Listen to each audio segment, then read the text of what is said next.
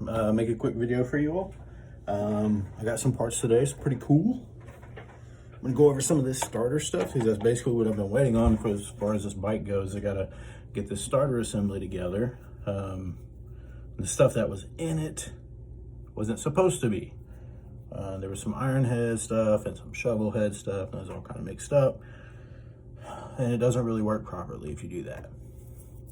So I'm gonna just go over some of the different parts in the assembly, show you the differences between the models and the parts that go to each and why they don't work. All right, so these are some of those parts I was talking about. And I know it probably sounded a little confusing. Basically what I'm doing is some of these parts go to a shovel head, some belong on the Ironhead. And it's mainly one, really, and it's this one. So this belongs on a shovel head. This belongs on an Ironhead. And you can tell the difference right there is there's that bevel right there. This one doesn't have. And the reason it's there is because there's a run out on this cam. Basically, this Bendix gear runs on this cam, and it makes up for the difference right here. Sorry, I wasn't on here. I was kind of looking at it, not the camera. Anyway, the gear set's here on these teeth, and then you've got that little bit of distance there. So if you don't have that bevel, guess what? That gear is going to slide forward, and all of a sudden, it's not going to be fully seated on here. Also, it's going to barely be engaging on your starter, and that can be really bad. You end up chewing up the teeth on your starter, and it just equals badness. Bad. Don't do it. Just get the right stuff. Get the right stuff for your model. So anyway, you got your starter gear right here. You got the engagement arms right here. Your Bendix gear and the cam basically that it sits on, or whatever you want to call it. You got the assembly case. This is the case here. That Bendix gear sits inside this noodle bearing right here. You got your solenoid and your plunger right there, and then the starter. It's a Hitachi starter. So basically what I did was I got some new stuff because, for one, this arm right here had a nasty crack in it, and this is all going to lead into your primary. So if that broke off into the primary case, you know, that's bad, because it's going to wind up in those gears and the chain and fuck shit up. And obviously I'm building this bike to ride, not to work on even more, you know, so I want it to be reliable as possible. So I got a new one. So this is the new one. No crack. It's cool. It's good to go. New gear belongs on it. It's got that bevel for the run out so it doesn't move. You've got your spring, the clip, and then the pin, your pivot bolt. Basically, what's going to go down is, and I'll show you for a second, just real quick. Okay, so what I'm talking about. So this gear goes on here like this. Okay, it's on there. So what happens is this moves out to engage the primary, okay? And then when it does that, it's got room, okay, to move. And that's what I'm talking about. So you can see how that gear's not seating on those teeth like it should be anymore. Okay. So that's quite a bit of distance, all right? So you figure if it's moving out that far, it's coming that far off of your starter gear, okay? It's just gonna tear shit up, man.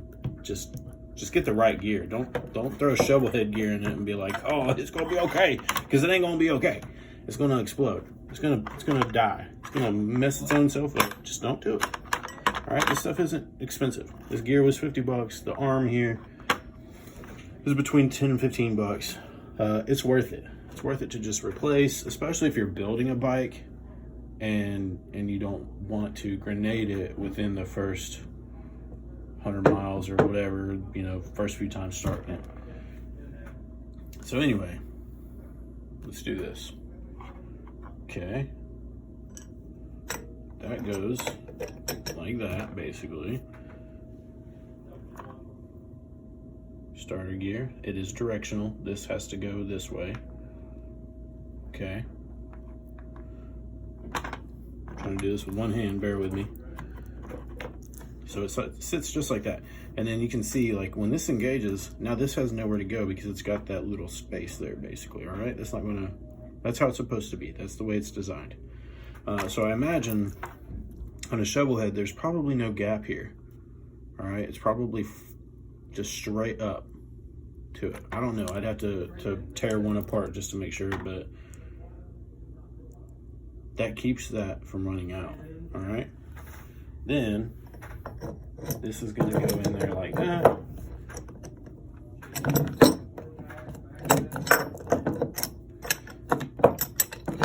I really should be doing this with a stand. I have one at home, but I didn't bring it with me. Okay, so anyway, so now that arm sits right in that groove there. Make sure that the bottom one is also on there. It is, okay. And this is directional, so it'll free spin this way, okay? But it's gonna turn your starter gear that way. So I'm gonna try and get this pivot bolt in here real quick.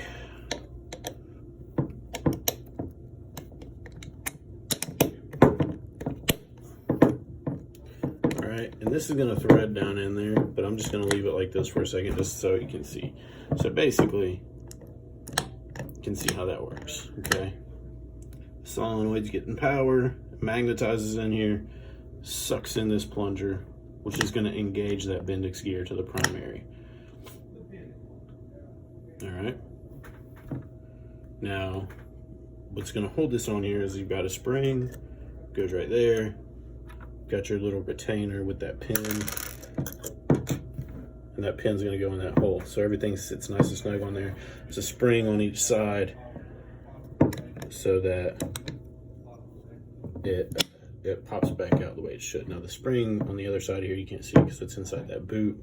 It goes inside the solenoid here.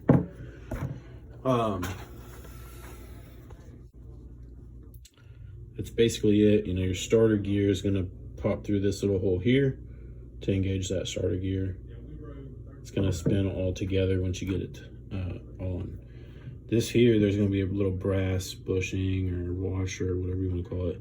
And then this is going to go into your primary case on another needle bearing, basically. So I'll get it all together and show you what it looks like. All right, so now I've got it all together. I've got my spring on, I got my retainer and the pin in here. I just use a pair of vice grips. It's the easiest thing. You can compress the spring, clamp down on the plunger there, and slide your pin in, release, and it all holds up, basically. I got my pivot bolt in there, so you can see this is exactly what it's going to do. All right, now keep in mind, this part is going to be locked into the other side of your primary case, so it's not going to be able to go anywhere when this arm pushes out. You can see I've got my starter in there. You can see how that's going to work. Okay, and it's kind of dark. There we go. Lift it up a bit. So anyway, you see how that engages there. Now, another thing though, like I said, is this when that comes out, I don't want any kind of room in there. Well, so guys, that's pretty much it. It's really not hard. That's really why I like working on this old stuff, is just because it's all mechanical. It's like Legos. You take it apart, you pay attention about how you take it apart, take pictures, take videos, whatever, and then put it back the way you found it. It's that simple. Pretty fun. I like it. You just gotta kind of know what to look for and the differences between different models and options. That way you can make stuff work the way it's supposed to work, okay? That's it for now. I just wanted to do that really quick to give you something. You know, I don't really have much on here. I'm new. So thanks again for all the people that have subscribed already. If you like this kind of stuff, then like the video. Subscribe. Let me know what you think in the comments. There are different models you know, types of starters. So it's the Press the Light starter, which typically came on the Sportster, and then the Hitachi, and they just kind of vary in years. The shovel head was just a big iron head, or you could say the iron head was just a little shovel head. Either way, they had a lot of similar parts. You know, the solenoids were the same. A lot of different things, you know, could interchange, but stuff like those gears and everything, those little bits just make a big difference. So you got to pay attention. That's it for now. You guys take it easy.